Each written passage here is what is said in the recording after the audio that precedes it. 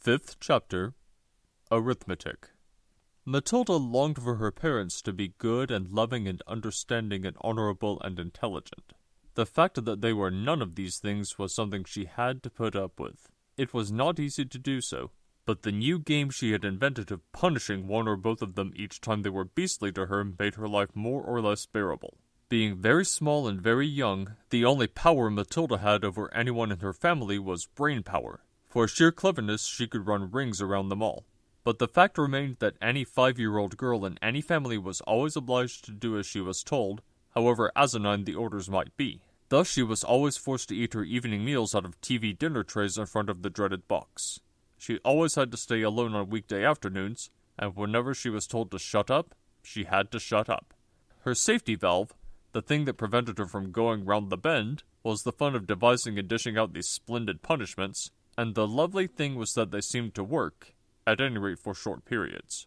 The father in particular became less cocky and unbearable for several days after receiving a dose of Matilda's magic medicine.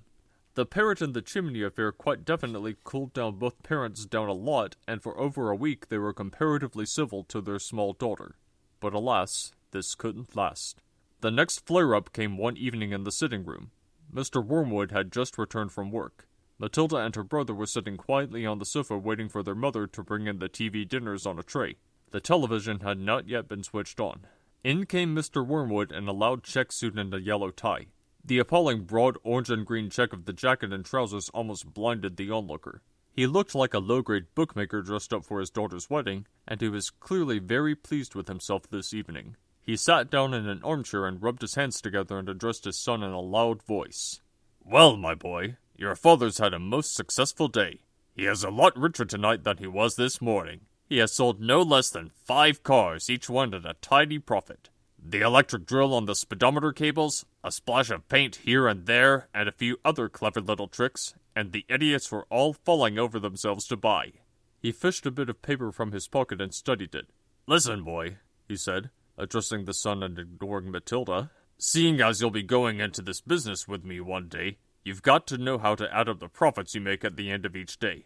Go and get yourself a pad and a pencil and let's see how clever you are." The son obediently left the room and returned with the writing materials. "Write down these figures," the father said, reading from his bit of paper.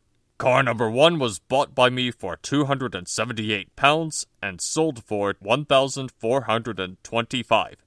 Got that?" The 10-year-old boy wrote the 2 separate amounts down slowly and carefully. "Car number 2 cost me £118 and sold for £760. Got it?" "Yes, Dad. I've got that." "Car number 3 cost £111 and sold for £999.50. "Say that again. How much did it sell for?" £999.50. And that, by the way, is another of my nifty little tricks to diddle the customer. Never ask for a big round figure. Always go just below it.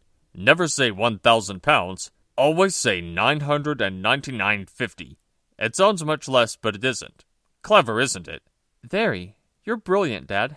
"Car number 4 cost £86. A real wreck that was. And sold for £699.50. "Not too fast," the son said, writing the numbers down. "Right. I've got it." "Car number 5 cost £637 and sold for $1,649.50. You got all those figures written down, son?" "Yes, Daddy," the boy said, crouching over his pad and carefully writing. "Very well. Now work out the profit I made on each of the 5 cars and add up the total. Then you'll be able to tell me how much money your rather brilliant father made altogether today." "That's a lot of sums." "Of course it's a lot of sums. But when you're in big business like I am, you've got to be hot stuff at arithmetic. I've practically got a computer inside my head. It took me less than 10 minutes to work the whole thing out." "You mean you did it in your head, Dad?" the son asked, goggling. "Well, not exactly. Nobody could do that. But it didn't take me long. When you're finished, tell me what you think my profit was for the day. I've got the final total written down here and I'll tell you if you're right." Matilda said quietly, "Dad, you made exactly £4,303.50 altogether." "Don't butt in. Your brother and I are busy with high finance." "But, Dad—" "Shut up! Stop guessing and trying to be clever." "Look at your answer, Dad. If you've done it right, it ought to be £4,303.50. Is that what you've got, Dad? The father glanced down at the paper in his hand. He seemed to stiffen. He became very quiet. There was a silence. Then he said, "Say that again." 4,303 pounds 50. There was another silence. The father's face was beginning to go dark red. I'm sure it's right. You little cheat! The father suddenly shouted, pointing at her with his finger. You looked at my bit of paper! You read it off from what I've got written here! Daddy, I'm on the other side of the room. How could I possibly see it?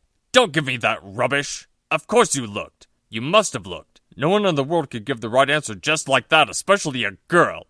You're a little cheat, madam, that's what you are, a cheat and a liar! At that point, the mother came in carrying a large tray on which were the 4 suppers.